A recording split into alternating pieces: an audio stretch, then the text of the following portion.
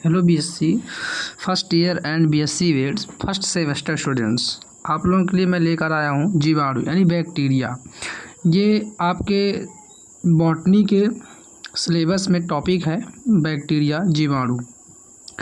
ये 7 मार्क्स का क्वेश्चन, इससे संबंधित 7 मार्क्स का क्वेश्चन भी आ सकता है एंड 20 मार्क्स का भी क्वेश्चन आ सकता है। यदि आप बीएससी के स्टूडेंट हैं तो आपके लिए 7 मार्क्स, 8 मार्क्स, 10 मार्क्स के भी क्वेश्चन आ सकते हैं, और जो बीएससी वेट का स्टूडेंट है उसके लिए 20 मार्क्स एंड 7 मार्क्स दोनों के लिए इम्पोर्टेंट है।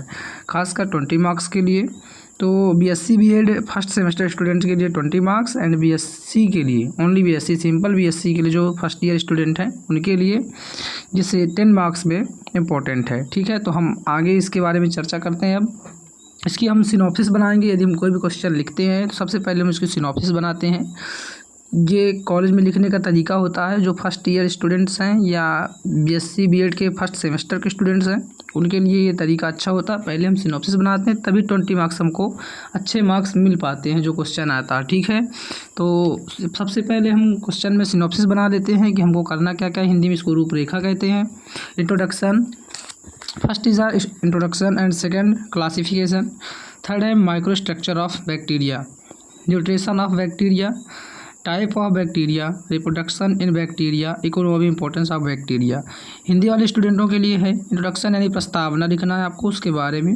क्लासिफिकेशन वर्गीकरण, माइक्रो स्ट्रक्चर ऑफ बैक्टीरिया यानी कि बैक्टीरिया की सूक्ष्म संरचनाएं, न्यूट्रिशन ऑफ बैक्टीरिया बैक्टीरिया में पोषण, टाइप्स ऑफ बैक्टीरिया बैक्टीरिया के प्रकार, रिप्रोडक्शन इन बैक्टीरिया बैक्टीरिया में प्रजनन, इकोनॉमिक इंपॉर्टेंट ऑफ बैक्टीरिया यानी बैक्टीरिया का आर्थिक महत्व।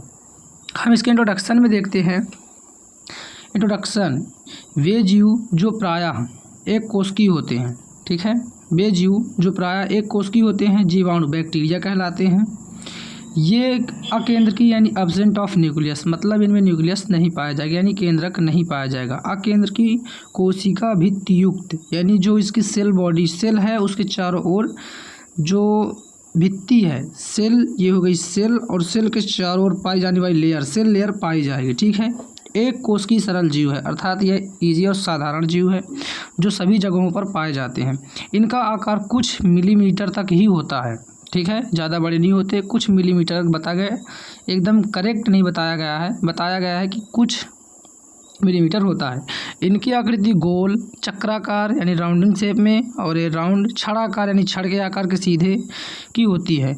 बैक्टीरिया की खोज एंटनी वॉन लीवेनहॉक ने 1863 में की थी। ये होता है हमारा इंट्रोडक्शन। ठीक है, बैक्टीरिया की खोज एंटनी लीवेनहॉक ने 1883 में की थी। ठीक है, ये हो गया इसका इंट्रोडक्शन। अब हम अगले पेज पर चलते हैं।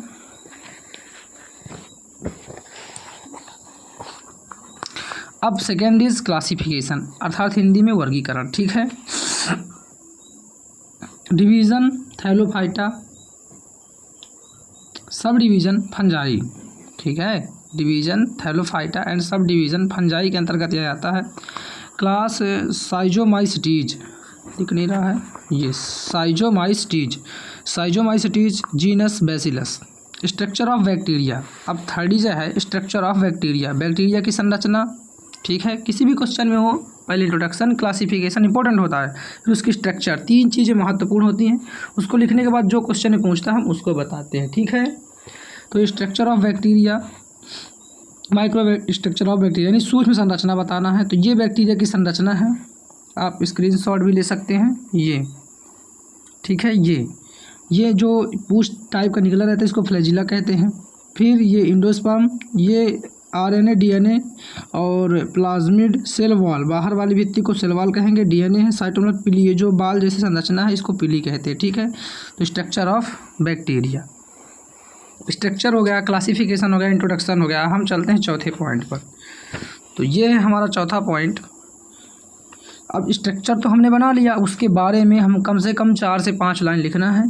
तो ये हम स्ट्रक्चर के बारे में 4 से 5, ये अति सूक्ष्म होते हैं अर्थात छोटे होते हैं। एक कोश की यूनिसेलुलर होता है, इंग्लिश में यूनिसेलुलर और हिंदी में एक कोश की होते हैं। ये सर्वव्यापी यानी होते हैं। यह अवायवी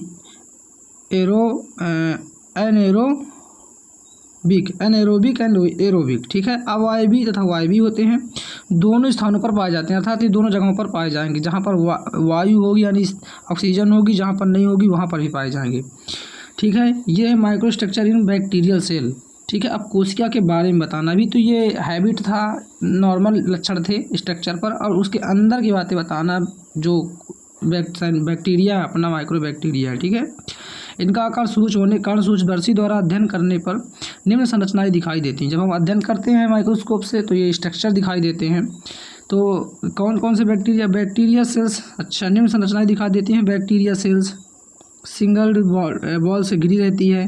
दूसरा स्ट्रक्चर है बैक्टीरियल सेल वॉल के चारों ओर एक जेलीनुमा चिपचिपा पदार्थ उत्पन्न होता है, जिसके कारण सेल वॉल के चारों ओर एक मोटी परत बन जाती है, ठीक है। मोटी परत बन गई। अब बैक्टीरिया सेल वॉल के अंदर प्रोटोप्लाज्म भरा रहता है। बैक्टीरिया सेल वॉल के अंदर क्या रहता है? प्रोटोप्लाज्म, ठीक है।